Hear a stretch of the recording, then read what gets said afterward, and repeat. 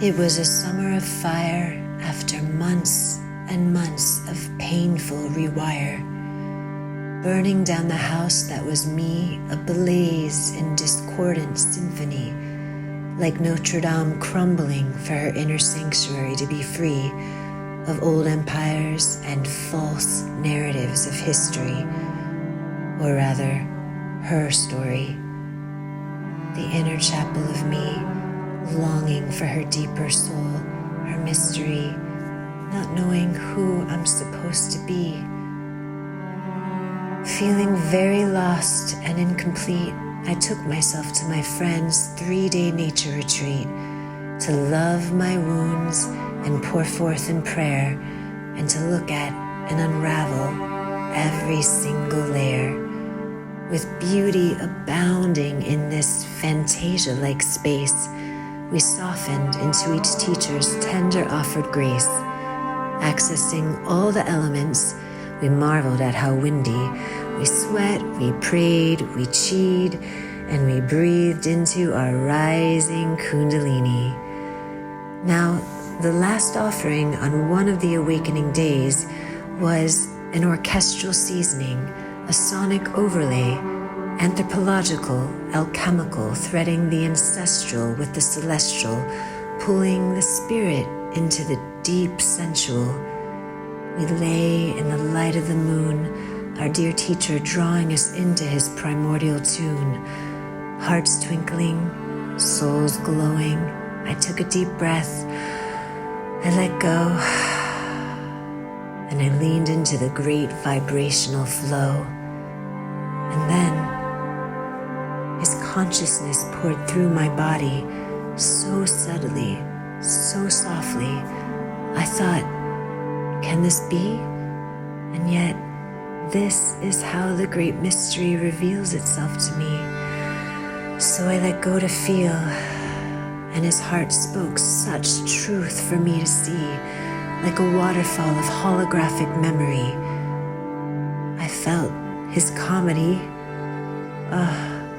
and his great tragedy, his life we thought well lived, well laughed, and well loved, and yet our dear phenomenal clown, deeply aching from within, melancholic, his red nose off, his cultural wig run so thin, unplugged and unmasked from all that the world thought of him. Dear, dear Robin, I deeply understood, I deeply felt this boy, this Peter Pan, this rascal, this man, this errant knight on his holy quest, who fished for the kings and inspired humanity's heartfelt best, hunting for goodwill and watering the doubt fires, all while secretly walking the plank of his internal burning quagmires. Then he said to me, he said this so tenderly: compost your sorrow and turn it into joy. Open your heart, JP. Bring your gifts. Please, please play for me. I sat there, my notes entwined with his, under the moonlight, gasping in silent awe, in shock of this stunning perplexity, the great mystery transfixed in the transmission, grateful, deeply, utterly, quietly.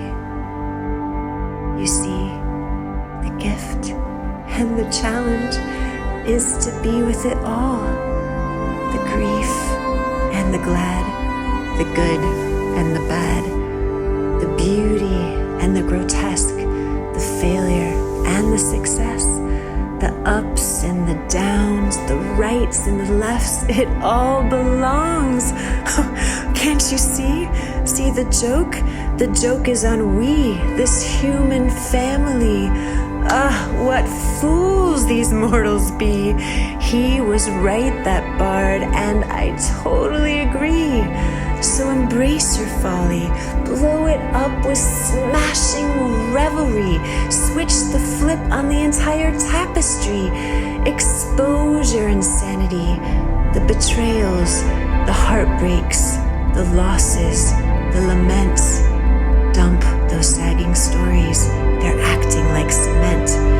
Get your act together and retune your frequency and dial it up to the holy hotline of love, infinity. Like a sacred siren, call upon divinity and expand your bandwidth into greater harmony with ecstatic, cosmic creativity. Stand open-handed, open-hearted, and just be. Be that love. Be that instrument that God designed you to be, to honor all of humanity, not just you and not just me. Sing your soul's love song in its greatest key. Play your notes. Play your notes with such beauty, joy, and wondrous dignity. A harmonic requiem for the entire celestial body. A timeless symphony. Open your heart and let us see your great possibility.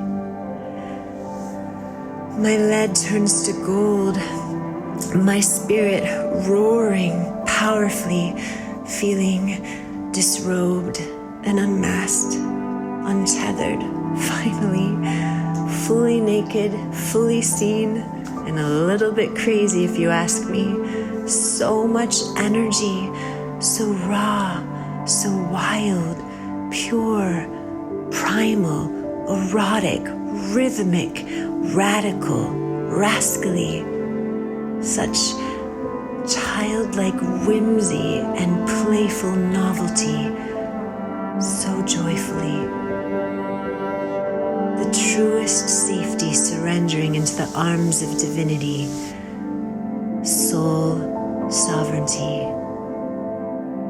He gently whispered, "That is you, embodied, his spirit twinkling through me. Now, sweetheart, let your heart be free." Then who will even believe me?